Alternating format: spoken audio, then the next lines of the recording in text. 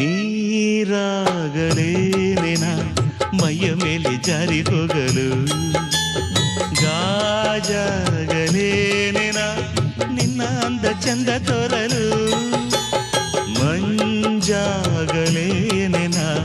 ನಿನ್ನ ಕೋಪ ತಂಪು ಮಾಡಲು, ತೇರಾಗಲೇನೆನ ನಿನ್ನ ಹೊತ್ತುಕೊಂಡು ಹೋಗಲು.